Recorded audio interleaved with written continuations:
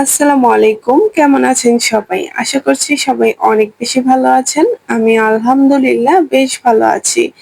আজকে খুব সুন্দর একটি বেবি ড্রেসের সেলাই টিউটোরিয়াল আপনাদের সাথে শেয়ার করব। আশা করছি ভিডিওটি আপনাদের কাছে অনেক বেশি ভালো লাগবে। প্রথমেই দেখুন ড্রেসটির মধ্যে আমি সুন্দরভাবে ড্রইং করে নিয়েছি।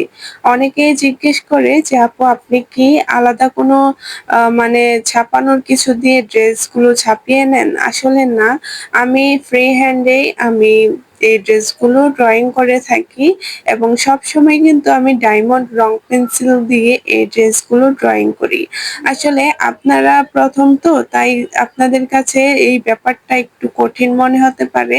তবে আমি যেহেতু রেগুলার এই ড্রেসের ড্রইং গুলো করে থাকি, সবসময় আমি কাজগুলো করি, তার জন্য কিন্তু আমার এত একটা কষ্ট হয় না বা কঠিন মনে হয় না। আমার কাছে কিন্তু বেশ ভালো লাগে ড্রেসগুলোতে ড্রইং করতে। আপনারাও যদি রেগুলার এই কাজগুলো করতে থাকেন তাহলে দেখবেন যে আপনাদের কাছেও অনেক বেশি ভালো লাগবে এবং খুব সহজে আপনারা ড্রেসগুলোতে ড্রইং করতে পারবেন। ব্লাক কালার ড্রেসগুলো মানে এত বেশি ভালো লাগে হাতের কাজ করলে, মানে আপনি যেকোনো কালারের সুতা দিয়ে কিন্তু এই ড্রেসগুলোর মধ্যে হাতের কাজ করতে পারেন, বিশেষ করে ব্লাক কালার কাপড়ের উপরে। অনেকেই কিন্তু বোঝে না যে ব্লাক কালার কাপড়ের উপরে কোন কালারের সুতাগুলো দিলে ভালো লাগবে। আমি বলব যে আপনারা যেকোনো কালারের সুতা ব্লাক কালার কাপড়ের উপরে ইউজ করতে পারেন। এতে করে কিন্তু মাল্টি কালারের একটা ড্রেস হয়ে যাবে এবং ড্রেসটাও কিন্তু অনেক বেশি ভালো লাগবে।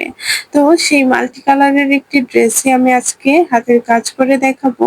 তো দেখুন প্রথমেই কিন্তু আমি সেদ্ধ জলপাই কালারের সুতাটি দিয়ে সুন্দরভাবে ডালের কাজটি করে নিচ্ছি। এটা কিন্তু খুবই ছোট একটা কাজ আর আমি ছোট একটি ফ্রেম দিয়ে এই কাজটি করছি। অনেক আপুরাই বলেন যে, "আপু আপনি কি ফ্রেম ইউজ করেন? ফ্রেমগুলো কোন পেজ থেকে নিয়েছেন?" আমি বলব আমি কোনো পেজ থেকে এই ফ্রেমগুলো নেইনি।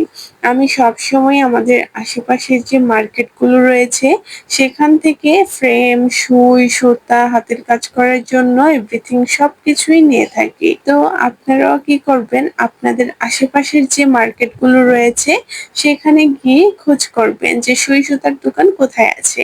সুই সুতার দোকান কিন্তু সব জায়গাতেই থাকে। আপনারা কিন্তু সুই সুতার দোকান থেকে ফ্রেম, সুই, সুতা, ডলার, তারপর হাতের কাজ করার জন্য যে যাবতীয় যত কিছু দরকার হয় সবকিছুই কিন্তু পেয়ে যাবেন। আশা করছি আপনারা বুঝতে পেরেছেন এবং কোন ফ্রেম ইউজ করবেন সেটা কিন্তু অনেকেই বুঝতে পারেন না। প্লাস্টিকের ফ্রেমের থেকে কাঠের ফ্রেমগুলো কিন্তু অনেক বেশি ভালো হয়। অনেকদিন আপনি ইউজ করতে পারবেন। আর এগুলো যেহেতু আমরা হাতের কাজের জন্য ব্যবহার করি, একটু পর অন্য কাজ করতে হয়, তখন ফ্রেম খুলে আবার সেট করতে হয়। এগুলো কিন্তু অনেক বেশি ঝামেলার হয়ে থাকে। তাই আপনি যদি কাঠের ফ্রেমটা ইউজ করেন তাহলে কিন্তু আপনি যতবার ইচ্ছা ততবারই খুলে আবার সেট করতে পারবেন। ভেঙে যাওয়ার কোনো সম্ভাবনা থাকবে না। আর যদি প্লাস্টিকের ইউজ করেন তাহলে কিন্তু ভেঙে যাওয়ার সম্ভাবনা অনেক বেশি থাকে এবং একবার যদি ভেঙে যায় এটা কিন্তু একবারে বাদ হয়ে যায়। এটা কিন্তু আর ২য় বার কোনো কাজেই আসে না। তাই সবসময় কাঠের ফ্রেমগুলো ইউজ করার চেষ্টা করবেন। এতে করে কিন্তু আপনার জন্যই অনেক বেশি ভালো হবে। আর এই যে এখন আমি একটি ছোট্ট প্লাস্টিকের ফ্রেম দিয়ে কাজ করছি, আপনারা চাইলে এই টাইপের যে প্লাস্টিকের ফ্রেমগুলো হয় সেগুলো দিয়েও কাজ করতে পারেন। তবে এটা কিন্তু খুবই ছোট সাইজ। আমার ছোট সাইজের ফ্রেমের প্রয়োজন ছিল, সেটা আমি কাঠের পাইনি। তার জন্য কিন্তু আমি এই প্লাস্টিকের ফ্রেমটা নিয়েছি। তবে এটা প্লাস্টিক হলে একটু নরম টাইপের, এটা কিন্তু সহজে ভাঙবে না।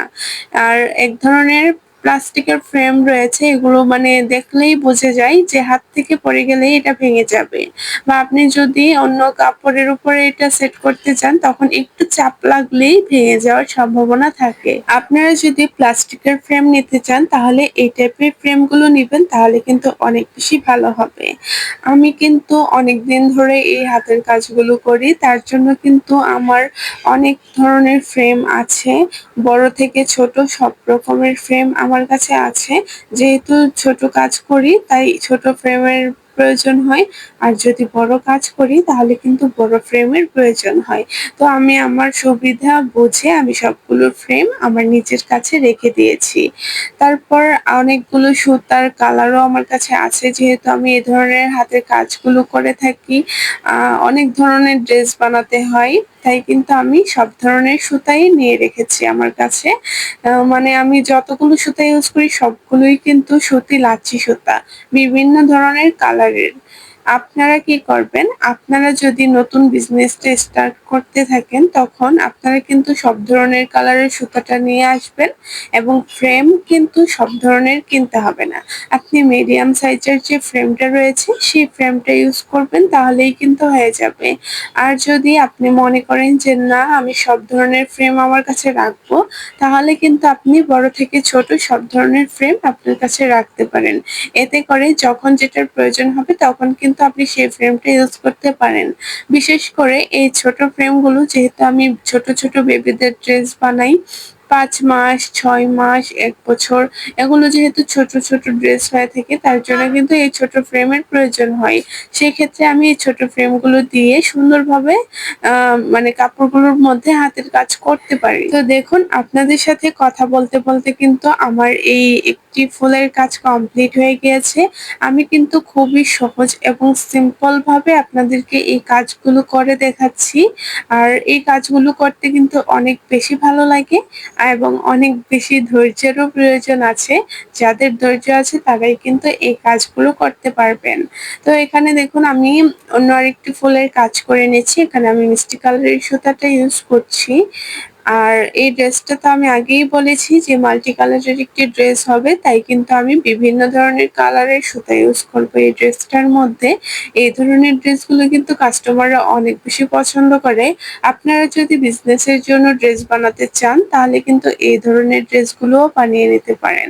এতে করে কিন্তু কাস্টমাররা খুব বেশি পছন্দ করবে এবং খুব তাড়াতাড়ি সেল হয়ে যাবে এই ড্রেসগুলো। আমরা বিজনেসম্যানরা কি চাই বলেন তো?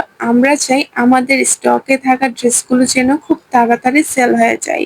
তো আবার যেন আমরা নতুন ড্রেস রেডি করতে পারি। এটাই তো আমরা চাই, তাই না? তো আমরা যেহেতু সেল করতে চাই, তো সেল করার মতোই কিন্তু ড্রেস আমাদেরকে বানাতে হবে। যেন কাস্টমাররা ড্রেসগুলো পছন্দ করে এবং সেগুলো যেন তারা নিয়ে নেয়। তো কাস্টমারদের পছন্দ হওয়ার জন্য আমাদেরকে নতুন, নতুন ড্রেস বানাতে হবে, নতুন, নতুন ডিজাইন বানাতে হবে, নিজের কাস্টমাইজড করা থাকতে হবে। তাহলে কিন্তু ড্রেসগুলো সেল হয়ে যাবে খুব তাড়াতাড়ি। আপনারা আমার ভিডিও দেখেন, কাজ শিখেন, অথচ ভিডিওতে লাইক, কমেন্ট করতেই ভুলে যান। তাই আপনাদেরকে বলছি, আপনাদের যাদের কাছে আমার এই ভিডিওগুলো ভালো লাগবে, যারা আমার এই ভিডিওগুলো দেখলে একটু হলেও উপকৃত হয়েছেন, প্লিজ সবাইকে বলছি আপনারা আমার ভিডিওটিতে লাইক, কমেন্ট, শেয়ার করে দিবেন, এবং কমেন্ট করে কিন্তু আপনার মূল্যবান মন্তব্যটি জানাতে একদমই ভুলবেন না। এবং আপনি যদি আমার চ্যানেলে নতুন হয়ে থাকেন তাহলে প্লিজ চ্যানেলটিতে সাবস্ক্রাইব করে দিবেন। এতে করে আমার মনে হবে যে আমার কাজগুলো আপনাদের পছন্দ হয়েছে, তার জন্যই আপনারা আমাকে সুন্দর, সুন্দর কমেন্টগুলো করেছেন। আর আমি কিন্তু ভিডিও বানাতে অনেক বেশি উৎসাহ পাবো। এবং আরেকটা কথা হচ্ছে, আপনারা কি রিলেটেড ভিডিও দেখতে চাচ্ছেন, কোন কাজগুলো শিখতে চাচ্ছেন, অবশ্যই কমেন্ট করে জানাবেন। তাহলে কিন্তু আপনাদের পছন্দ অনুযায়ী ভিডিওগুলো আমি আপনাদের সাথে শেয়ার করব। এতে করে আপনারা কিন্তু আপনাদের পছন্দের ভিডিওগুলো পেয়ে যাবেন। তাহলে কিন্তু খুব সহজে আপনারা এই কাজগুলো শিখে নিতে পারবেন। হাতের কাজ করার জন্য কিন্তু আপনাকে আহামরি কোনো কাজই জানতে হবে না। খুব বেশি যে সেলাইয়ের শেখার প্রয়োজন আছে এটাও কিন্তু জানতে হবে না।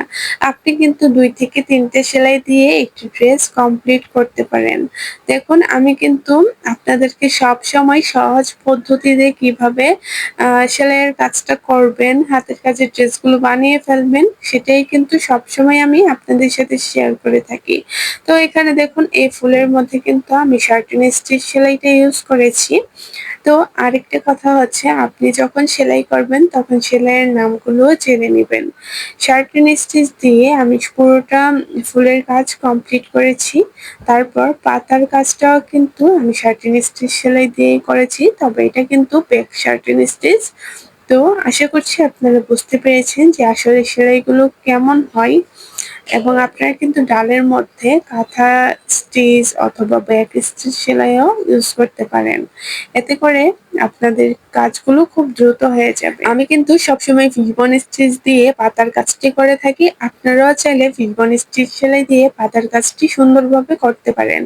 আর এখানে আমি ফিশবোন স্টিচ সেলাইটা ইউজ করছি না।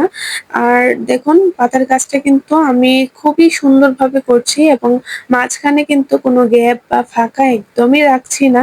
মাঝখানে যদি কোনো গ্যাপ বা ফাঁকা থেকে যায় তাহলে কিন্তু সেলাইটা দেখতে ভালো লাগবে না। আমরা কিন্তু অনেক কষ্ট করে এই সেলাইয়ের কাজগুলো করে থাকি। অনেক ধৈর্য নিয়ে এই সেলাইয়ের কাজগুলো করে থাকি। কাজটা কমপ্লিট হওয়ার পর যদি আমরা দেখি যে দেখতে ভালো লাগছে না, সেলাইটা আরো একটু ঘন হলে ভালো হতো, তারপর সেলাইটা একটু অন্য ডিজাইন হলে ভালো হতো। তখন যদি এরকমটা দেখি তাহলে কিন্তু মনটা একেবারেই খারাপ হয়ে যায়। তাই ১ম থেকেই যখন আপনি কাজটি করবেন, খুব ধৈর্য দিয়ে, মন দিয়ে কাজের ফিনিশিং ভালো করার চেষ্টা করবেন। তাহলে দেখবেন যে কাজটা অনেক বেশি ভালো হবে এবং আপনি যখন কাজটা শেষ করবেন তখন কিন্তু আপনার কাছে অনেক বেশি ভালো লাগবে। হাতের কাজ হচ্ছে ধৈর্যের একটি কাজ। যাদের ধৈর্য আছে তারাই কিন্তু এই হাতের কাজটি করতে পারে। আর যাদের ধৈর্য নেই, অলসতায় গা ভাসিয়ে দেয় তারা কিন্তু কখনোই এই কাজটি করতে পারবে না। আর যেহেতু এগুলো হাতের কাজ, সুই ফুটা করে হাতে এই কাজগুলো করা লাগে, অনেক সময় লাগে। তার জন্য কিন্তু আপনাদেরকে ধৈর্য ধরে কাজগুলো করতে হবে। তাহলে দেখবেন যে আপনি কাজগুলো করতে পেরেছেন। আর যেহেতু এগুলো আমি বিজনেসের জন্য বানাই, আমি কিন্তু সবসময় একটি ড্রেস নিয়ে বসে থাকি না। আমি ৪-৫ টা করে ড্রেস সেলাই করি এবং একেকটা একেক ডিজাইনের হয়ে থাকে। আর আমি কখন এই ড্রেসের ফাইনাল লুকটা দেখবো, সেই আশায় বসে থাকতেই কিন্তু আমি পুরোটা ড্রেস কমপ্লিট করে ফেলি এবং আপনাদের সাথে শেয়ার করার একটা ইচ্ছা থাকে আমার। তার জন্য কিন্তু আমার কাজটাও খুব দ্রুত হয়ে যায় এবং আমার কিন্তু অনেক বেশি ভালো লাগে এই কাজগুলো করতে। তো প্রত্যেকটা কাজের মধ্যেই কিন্তু ভালো লাগা কাজ করতে হবে। আপনারা যেই কাজই করেন না কেন সবসময় চাইবেন যে আপনাদের পছন্দ মতো কাজগুলো করার। তাহলে দেখবেন যে আপনাদেরও কাজগুলো করতে অনেক বেশি ভালো লাগবে। অনেক আনন্দের সাথে আপনারা এই কাজগুলো করতে পারবেন। তো দেখুন আমি কিন্তু আপনাদের সাথে কথা বলতে সুন্দরভাবে এই কাজগুলো করে নিয়েছি। এখন আমি ফ্রেমটা খুলে আপনাদেরকে দেখাচ্ছি দেখুন। অনেকেই বলে যে ফ্রেম খোলার পর নাকি কাপড়টা কুঁচকে যায় বা কাঁচটা কুঁচকে যায়। দেখুন তো আমিও তো ফ্রেমটা খুললাম। আমার কাঁচটা বা কাপড়টা কি একটুও কুঁচকে গেছে? একদমই কিন্তু কুঁচকে যায়নি। তো এটা কিন্তু আমি কাজটা শেষ করার সাথেই আপনাদেরকে দেখালাম। আর তারপর যখন ড্রেসটা আয়রন করব তখন কিন্তু কাজের ফিনিশিংটা আরো বেশি ভালো হয়ে যাবে। তো আমার এই কাজটি আপনাদের কাছে কেমন লেগেছে অবশ্যই কমেন্ট করে জানাবেন এবং পুরো ড্রেসটা যখন আমি কমপ্লিট করব তখন ইনশাআল্লাহ আপনাদের সাথে শেয়ার করব। আজকে এই পর্যন্তই বিদায় নিচ্ছি। সবাই ভালো থাকবেন, সুস্থ থাকবেন। আল্লাহ হাফেজ।